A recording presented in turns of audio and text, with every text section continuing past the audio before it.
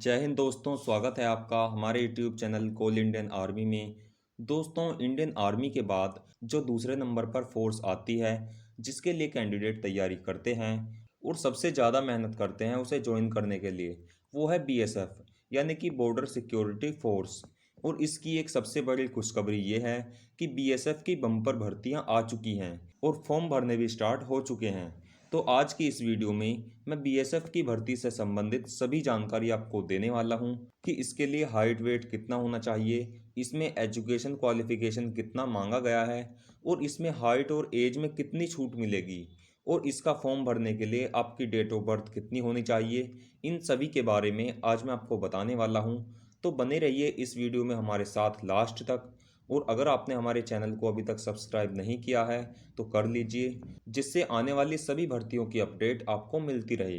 तो दोस्तों, सबसे पहले बात करते हैं कि बीएसएफ भर्ती के लिए कौन कौन अप्लाई कर सकता है। तो दोस्तों, इसके लिए गर्ल्स और बॉयज़ दोनों अप्लाई कर सकते हैं। जिन भी कैंडिडेट की एज 18 हो चुकी है तो वो अप्लाई कर सकते हैं। और इसमें सबसे खास बात यह है कि इसकी जो टोटल वैकेंसी हैं यानी कि जो बीएसएफ की वैकेंसी हैं वो 7,545 हैं और इसमें जो गर्ल्स की वैकेंसी हैं वो 1132 वैकेंसी हैं। यानी कि ये आपके लिए बहुत ही बड़ा मौका हो सकता है। अगर आप इसमें सिलेक्शन ले लेते हैं तो आपका जो सपना है वो पूरा हो जाएगा। तो दोस्तों, इसके एलिजिबिलिटी क्राइटेरिया को सबसे पहले देख लेते हैं कि बीएसएफ में भर्ती होने के लिए आपको क्या क्या क्राइटेरिया होना चाहिए। तो इसमें सबसे पहले हाइट देख लेते हैं। अगर आप मेल हैं यानी कि आप पुरुष कैंडिडेट हैं तो आपकी जो हाइट है वो 170 सेंटीमीटर होनी चाहिए। और अगर आप फीमेल यानी कि लड़की हैं तो आपकी जो हाइट है वो 157 सेंटीमीटर होनी चाहिए, तभी आप इसके फॉर्म को अप्लाई कर सकते हैं। और अगर बात करें इसके वेट की तो इसमें आपका वेट आपकी हाइट के अकॉर्डिंग ही होना चाहिए। आपका वेट कम से कम 50 से 52 किलोग्राम तो होना ही चाहिए। और अगर बात करें इसमें एज की तो इसमें आपकी एज कम से कम 18 होनी चाहिए और मैक्सिमम एज आपकी 23 होनी चाहिए। आपको एज में कैटेगरी वाइज छूट मिलने वाली है, यानी कि अगर आप एससी या एसटी कैटेगरी से बिलोंग करते हैं तो आपको एज में छूट मिलने वाली है। इसके बाद बात करें कि इसके फॉर्म का अप्लाई कैसे करें, तो आप इसके फॉर्म को एसएससी की ऑफिशियल वेबसाइट पर जाकर अप्लाई कर सकते हैं। इसका फॉर्म जो है वो ऑनलाइन ही अप्लाई करना होगा। और अगर बात करें इसके फ़ीस की कि इसकी रजिस्ट्रेशन करने की फ़ीस कितनी है, तो इसमें मैं आपको बता दूं कि अगर आप मेल कैंडिडेट हैं तो आपको 100 रुपये फ़ीस देनी होगी और ये 100 रुपये फ़ीस केवल जनरल और ओबीसी कैंडिडेट के लिए है। अगर आप एससी या एसटी कैटेगरी से बिलोंग करते हैं तो आपको कोई भी फीस नहीं देनी है। और अगर आप फीमेल हैं तो भी आपको कोई भी फीस नहीं देनी है। चाहे आप किसी भी कैटेगरी की फीमेल हैं, आपको फीस नहीं देनी, केवल फीस मेल कैंडिडेट को ही देनी है और उन्हीं मेल कैंडिडेट को जो जनरल और ओबीसी कैटेगरी से बिलोंग करते हैं। तो इस चीज का भी आपको खास ध्यान रखना है। दोस्तों, जब आप इसके फॉर्म को अप्लाई कर दोगे तो इसके बाद इसका एग्जाम कराया जाता है। मैं आपको बता दूं कि इसका एग्जाम का जो सिलेबस है वो क्या रहता है। तो इसमें आपको 100 क्वेश्चन पूछे जाते हैं। ये सभी 100 क्वेश्चन आपके मल्टीपल चॉइस होते हैं, यानी कि आपको एक क्वेश्चन दिया हुआ होगा जिसके 4 ऑप्शन होंगे। उन चारों में से एक आंसर सही होगा जिसे सही करने के आपको 1 नंबर मिलेंगे। और ये 100 क्वेश्चन करने के लिए आपको 90 मिनट का समय दिया जाता है। और अगर बात करें इसमें नेगेटिव मार्किंग की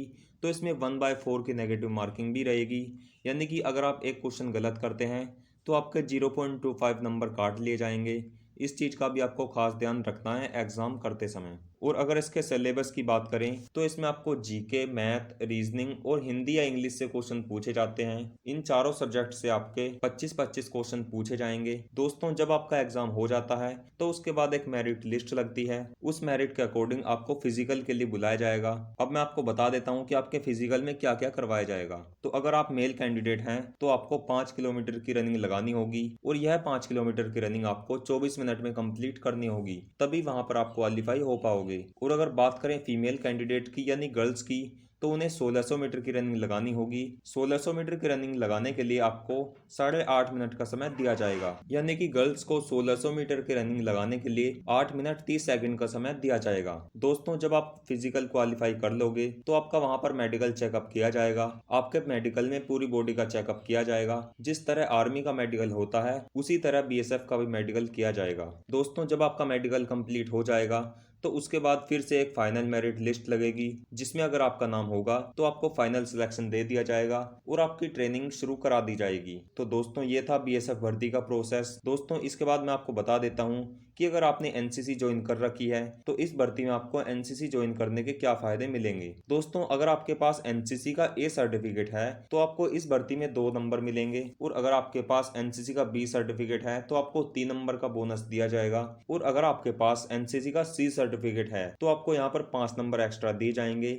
यानी कि आपको 5 नंबर का बोनस दिया जाएगा। इसका मतलब ये है कि अगर आपके पास एनसीसी का कोई भी सर्टिफिकेट है तो आपको बोनस मार्क्स जरूर मिलेंगे। तो अगर आपने एनसीसी ले रखी है तो इस चीज का भी आपको फायदा मिलने वाला है। दोस्तों, इसके बाद बात करते हैं कि वहां पर आपको क्या क्या डॉक्यूमेंट्स लेकर जाने हैं। दोस्तों, जब आप एग्जाम दोगे तो एग्जाम के टाइम पर आपको एडमिट कार्ड और आधार कार्ड ही लेकर जाना है। आपको वहां पर केवल अपना एडमिट कार्ड, आधार कार्ड और फोटो लेकर जाने हैं, यानी कि जब आप एग्जाम दोगे तब। दोस्तों, आपका जो डॉक्यूमेंट वेरिफिकेशन होता है वो आपका पूरा प्रोसेस होने के बाद ही होता है, यानी कि जब आपका एग्जाम, फिजिकल और मेडिकल ये तीनों चीज हो जाएंगे उसके बाद आपका डॉक्यूमेंट वेरिफिकेशन किया जाएगा। तो मैं आपको बता देता हूं कि डॉक्यूमेंट वेरिफिकेशन में आपके पास क्या क्या डॉक्यूमेंट्स होने चाहिए। सबसे पहले आपके पास फोटोग्राफ्स होने चाहिए, यानी कि पासपोर्ट साइज आपके पास फोटो होने चाहिए। इसके बाद 10th की मार्कशीट आपके पास जरूर होनी चाहिए। 10th की ओरिजिनल मार्कशीट आपके पास वहां देखी जाएगी। इसके बाद आपके पास डोमिसाइल सर्टिफिकेट होना चाहिए, यानी कि जो आपका मूल निवास प्रमाण पत्र होता है वो भी आपके पास होना चाहिए, और ये सभी डॉक्यूमेंट्स आपके ओरिजिनल ही होने चाहिए। अगर आप ओबीसी, एससी या एसटी कैटेगरी से बिलोंग करते हैं तो आपके पास कास्ट सर्टिफिकेट भी होना जरूरी है। इसके बाद बात करते हैं कैरेक्टर सर्टिफिकेट की, तो वहां पर आपके पास कैरेक्टर सर्टिफिकेट भी होना चाहिए। ये कैरेक्टर सर्टिफिकेट आप अपने स्कूल या कॉलेज से बनवा सकते हैं। आपके जो स्कूल के प्रिंसिपल हैं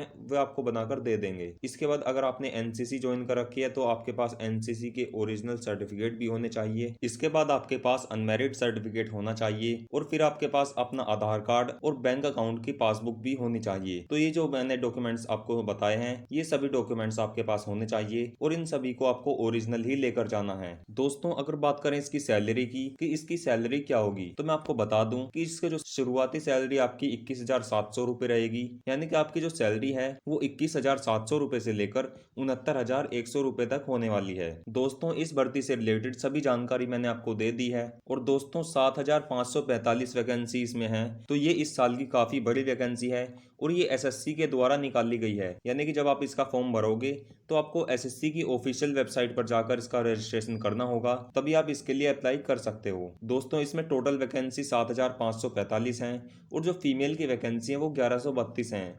तो ये आपके लिए बहुत ही बड़ा मौका है। अगर ये मौका आपके हाथ से चला गया तो फिर कभी नहीं आएगा, इसलिए इसकी तैयारी आप काफ़ी अच्छे से कीजिए। और आपका जो भी डाउट्स हो, अगर आपका कोई क्वेश्चन हो तो आप हमें कमेंट में लिख सकते हैं, हम उसका रिप्लाई आपको जरूर देंगे। तो दोस्तों, अगर आपको यह वीडियो अच्छी लगी हो तो वीडियो को लाइक जरूर करें, और हमारे चैनल को सब्सक्राइब करके बेल आइकन को प्रेस करना ना भूलें। तो दोस्तों, फिर मिलते हैं एक नई वीडियो के साथ, तब तक के लिए जय हिंद, जय भारत।